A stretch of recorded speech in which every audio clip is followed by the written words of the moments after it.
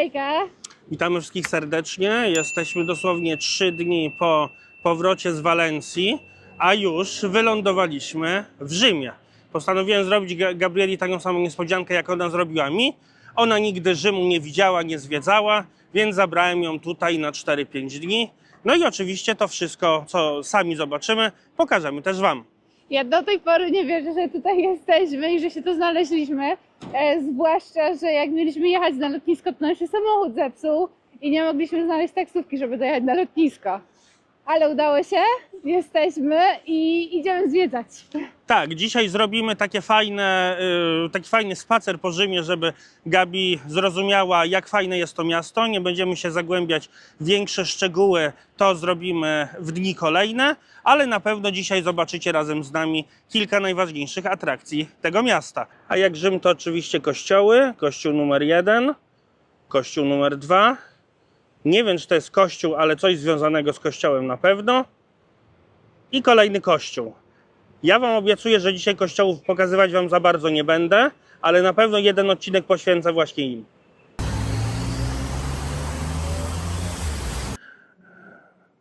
Przed Wami ekstaza Świętej Teresy.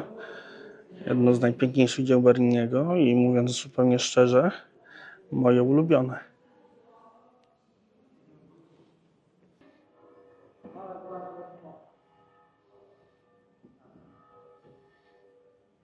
A oto typowo rzymski sposób parkowania. Kupują sobie Rzymianie mały samochód, parkują go w poprzek. No ale tutaj to ciężko będzie Wam uraczyć miejsce parkingowe, dlatego wszyscy jak tu przyjeżdżają, takiej godzinie, my jesteśmy tu w okolicach południa, to już stoją na ulicy po prostu i starają się załatwić jak najszybciej sprawy. Tam kolejny tak stoi, tam następny tak stoi. Niestety. Bardzo ciężko tu z parkingiem. Tylko dam Wam taką podpowiedź. Pamiętajcie, że jak zwiedzacie Rzym, to sprawdzajcie, kiedy są pootwierane różne miejsca, szczególnie kościoły, bo słuchajcie, tutaj kościoły również mają siestę. Właśnie biegliśmy, jestem cały ssapany, spóźniliśmy się o 4 minuty. Cóż, będzie trzeba wrócić. Teraz będziecie świadkami, jak Gabi pierwszy raz widzi najwspanialsze zabytki Rzymu. Gabi, wyjrzyj za róg. Idę.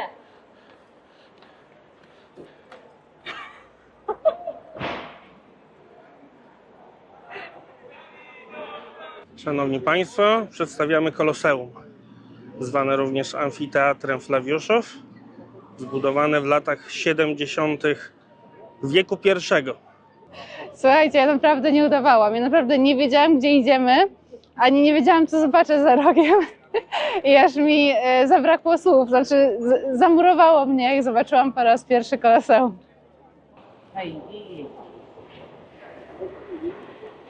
Jesteśmy teraz chwilę pod Koloseum, więc damy Wam kilka najważniejszych informacji. To jest ogromna budowla, która jest zbudowana w dużej mierze z betonu i to była właśnie ta innowacja, którą Rzymianie wprowadzili. Do tej pory nikt nie budował takich dużych struktur betonowych. Rzymianie beton wymyślili. Jeżeli chodzi o samą budowlę, ma ona ponad 50 metrów wysokości, blisko 200 metrów szerokości i ponad 150 metrów długości. Także wyobraźcie sobie, jaka jest wielka. Mówi się, że mogło tutaj wejść do 90 000 ludzi i to jest ta ciekawa historia. Jeżeli chodzi o tę historię mniej ciekawą, to tutaj oczywiście odbywały się walki gladiatorów, tutaj odbywały się bitwy morskie, to tutaj odbywały się bitwy ze zwierzętami. No i mówi się, oczywiście nieoficjalnie, że zginęło tutaj blisko 700 000 ludzi. Niemniej ja dodam, że ten budynek jest po prostu przecudowny. Ja go widzę po raz pierwszy na oczy i tak mi się podoba, że nie mogę wzroku odjąć od tej budowli. A przed Wami znajduje się łuk Konstantyna, najsłynniejszy łuk w całym Rzymie, pewnie i na świecie. No dobra, może ludzie teraz bardziej znają ten we Francji, ale ten jest z 315 roku. Upamiętnia wielkie wygrane bitwy i zwycięstwa cesarza Konstantyna. Ma 21 metrów wysokości. No jak widzicie, jest w remoncie. W ogóle wszystko tu jest w remoncie. Koloseum jest w stanie, w jakim jest. Musicie to zrozumieć. Blisko 2000 lat historii, burzliwej historii, łącznie z tym, że służyło jako kamieniołom pod rządami na przykład Francji, ale dla mnie ono i tak jest bardzo fajnie zachowane. Bardzo mi się podoba, że go nie odbudowali tak na siłę, tylko wygląda tak naturalnie. Żegnamy się już z Koloseum. My nie będziemy dzisiaj wchodzić do środka, bo jest strasznie dużo ludzi, a my musimy odebrać apartament. Wyszliśmy za Koloseum i słuchajcie, to jest jedna z moich ulubionych dróg w Rzymie, bo jak widzicie te wielkie sosny piniowe z każdej strony, one nadają taki niesamowity klimat i ta droga, by the way, to może być Via Appia w ogóle, początek Via Appia, ta droga prowadzi do Circus Maximus. Idziemy szukać Circus Maximus. Słuchajcie, go się nie da przegapić. To jest pewnie do tej pory, oczywiście pozostałości, ale największy stadion, nazwijmy to sportowy, na świecie w historii. No i teraz możecie zobaczyć te naprawdę lekkie pozostałości po Circus Maximus, ale to, co można zobaczyć tu na pewno, to jego wielkość. 300 000 ludzi na trybunach. Tak jak mówiłem, stoicie przed największym stadionem w historii, w dziejach ludzkości. 300 000 ludzi, 620 metrów długości, blisko 120 metrów szerokości. Był po prostu ogromny.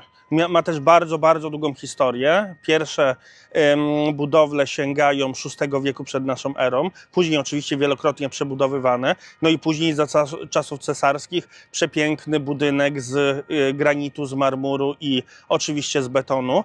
Tutaj widać takie wzniesienie po środku tego stadionu. To właśnie na nim stały wszystkie łupy, najważniejsze łupy najważniejszych pokonanych rodów, pokonanych krajów, ludów, które udało się pokonać Rzymianom. Oczywiście ten najważniejszy to był ogromny obelisk egipski. Idąc wzdłuż tego ponad 600-metrowego toru, w jedną stronę oczywiście, słuchajcie, oczywiście wszyscy znają najlepiej to miejsce, bo oglądali Ben Hura, oglądali Rydwany, wspaniałe wyścigi, oczywiście bardzo niebezpieczne, ale musicie pamiętać, że tutaj również były bitwy morskie, zabijano zwierzęta, zabijano również ludzi, walczyli tutaj gladiatorzy. A pomiędzy Koloseum a Circus Maximus znajduje się Palatyn, czyli najstarsze zamieszkałe wzgórze Rzymu. I tutaj można też wejść, tylko trzeba wcześniej kupić bilety, podziwiać te fascynujące ruiny. Ja tylko chciałam dodać, że czuję się prawie jak w Indiach, tak trąbią i dzwonią i w ogóle jeżdżą samochodami. Teraz zabieramy Was do kolejnego kościoła, a tak jak obiecałem, nie będę Wam kościoła pokazywać. Pokażę Wam Usta Prawdy, czyli to jest taka słynna głowa z otwartymi ustami. No i według tradycji, jak się włożyło tam rękę i skłamało, to się wychodziło bez ręki. I ja się właśnie zamierzam dowiedzieć, czy Mikołaj mi kiedykolwiek kłamał coś. Zaraz włożymy mu rękę tam. Mamy szczęście, nie ma w ogóle kolejki, tylko te dwie panie. Spójrzcie, jak pięknie wygląda ta twarz. A jeżeli się zastanawiacie, z którego jest wieku, jest z I wieku i są dwa jej możliwe pochodzenia. Albo jest to studzienka, albo jest to dół fontanny. No i co? Chyba uczciwa. Gabi mnie właśnie zapytała, czy kiedyś ją okłamałem. No i usta chyba mówią, że mam rację. O Jezus, wciąga mnie, wciąga! Żartowałem. A sam kościół z zewnątrz jest naprawdę przepiękny. Ja pamiętam, kiedyś tu przyjechałem pierwszy raz do Rzymu. To jedno z pierwszych miejsc, które zobaczyłem i ta wieża od razu mi się spodobała. No a tutaj cóż, remonty. Pokażemy Wam jeszcze dwie świątynie, które wyglądają, jakby żywcem przenieśli je z Grecji. Znajdujemy się właśnie przed najstarszą marmurową świątynią, zachowaną świątynią w Rzymie. Jest to świątynia z II wieku przed naszą erą, świątynia Herkulesa. Wygląda naprawdę przepięknie, jest okrągła, jest bardzo dobrze zachowana, ma 20 kolumn korynskich, no i często jest przez to mylona ze świątynią Westy. A tam zaraz obok macie taką prostokątną świątynię, również wygląda jak grecka. Jest to świątynia Portulusa, być może, i jest ona z II wieku przed naszą erą. Tak prezentuje się z przodu. Tylko spójrzcie na te fascynujące budowle. Ciężko powiedzieć, czy to takie stare koloseum, na górze kamienica, a może to jakiś pałac. Dowiem się i wam powiem. Pokażemy wam jeszcze ołtarz ojczyzny, później Piazza Wenecja i to będzie na tyle, jeżeli chodzi o pierwszy etap naszego zwiedzania Rzymu. Idziemy po tych przepięknych schodach na wzgórze kapitolińskie, tam w oddali widać muzea miasta. Oczywiście wszystko w remoncie. Słuchajcie, zaraz Gabi będzie z wami rozmawiać, bo nie wiem czy słyszycie, ale ja już nie mam głosu.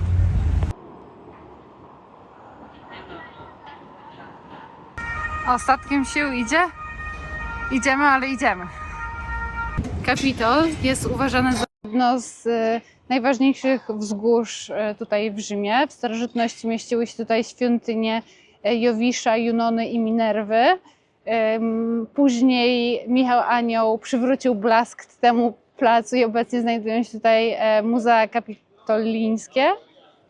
A za mną znajduje się statua Marka Aureliusza, czyli jednego z Cezarów rzymskich.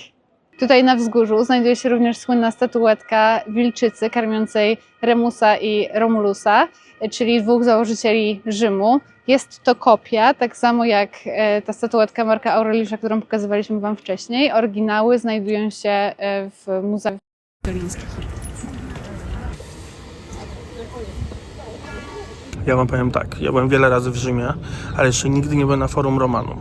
I w sumie zawsze wychodziłem z założenia, że widzę je calutkie z zewnątrz, więc nie czułem potrzeby, żeby tam wejść.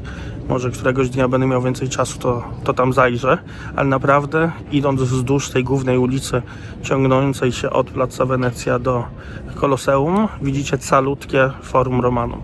A tam widzicie słynnego Mewa, który pozuje do zdjęć.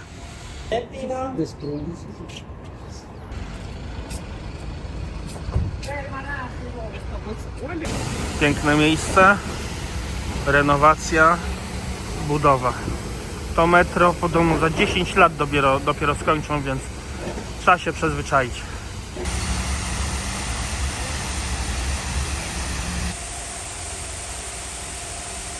Jesteśmy właśnie pod ołtarzem ojczyzny. Tutaj również znajduje się grób nieznanego żołnierza. Przyznam szczerze, że Włosi lubią nazywać tą budowlę, której nienawidzą, maszyną do pisania. Albo tortem. Więc naprawdę to jest wielka budowla, zbudowana, skończona w latach 50. XX wieku. No i jeszcze się Rzymianie do tego nie przekonali. Stąd jest fajny widok na Koloseum i na Forum Romanum. No ale my już byliśmy na Kapitolu, więc nie będziemy was zanudzać tymi samymi. Ten pomnik został zbudowany na cześć pierwszego króla Zjednoczonych Włoch, Wiktora Emanuela II. I właśnie on tam siedzi na tym koniu. Ten koń sam w sobie jest ogromny, ma ponad 10 metrów i zmieściłby kilkanaście osób. Ja jak tak patrzę na ten budynek, on jest właśnie, ma nawiązywać do stylu rzymskiego i greckiego. I niektórzy Rzymianie nazywają go tortem. Jak dla mnie wygląda trochę jak taki ozdobiony biały tort weselny.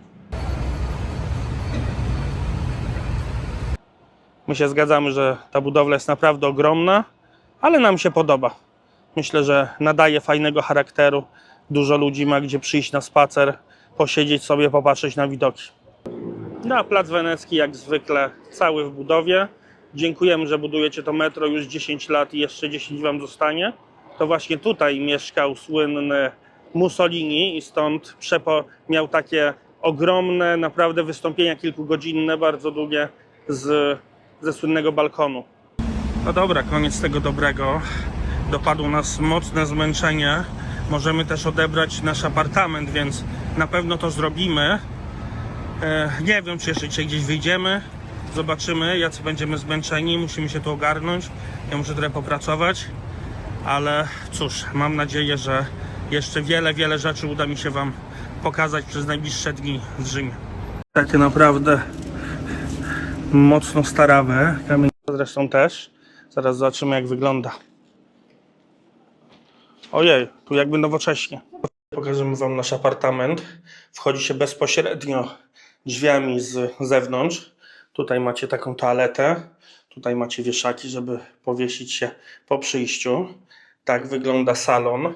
Musicie przyznać, że jest mega interesujący. Tutaj wszystko do siebie pasuje. Wszystko jest po coś. jest dużo takich bocznych świateł, które się naszukaliśmy tego, bo świateł oczywiście nie ma na ścianach. Tutaj macie przepiękną kuchnię, w ogóle nie spodziewałem się. Mamy nawet pralkę, jeżeli mamy ochotę sobie coś uprać, może upierzemy. Ale to jeszcze nie koniec apartamentu. Jeszcze słuchajcie, mamy jadalnię, mamy jeszcze schowki i szafy i kolejną łazienkę. Naprawdę jestem w szoku. No i na końcu jest sypialnia. Za to wszystko zapłaciliśmy 1600 zł za 4 noce. Także muszę powiedzieć, że nie spodziewałem się takich luksusów. Tak, jeszcze mamy widok z okna, więc jak widzicie, widok na przepiękny plac. Będzie gdzie się przejść, żeby coś zjeść. Jesteśmy już w apartamencie. Pokazaliśmy wam go. Mamy nadzieję, że wam się podoba. Słuchajcie, my teraz musimy odpocząć. Ja dzisiaj nie spałem całą noc. Mieliśmy jeszcze przygody z tym samochodem. Później stresu dużo, żeby zdążyć na lotnisko. Zrobiliśmy 13 km po Rzymie. Jest godzina 16. No i nie wiem, czy dzisiaj będziemy coś nagrywać. Poza tym nie wiem, czy ten vlog już nie jest na tyle długi, żeby resztę zostawić na następnego vloga. W każdym razie nie martwcie się. Pokażemy wam Rzym za dnia. Pokażemy wam Rzym nocą. Pokażemy wam jedzenie. Pokażemy wam wszystko. Oglądajcie kolejne odcinki i gdybyśmy się już w tym nie widzieli, to dziękujemy serdecznie, że oglądaliście. Trzymajcie się, cześć! Papa! Rzym jest super.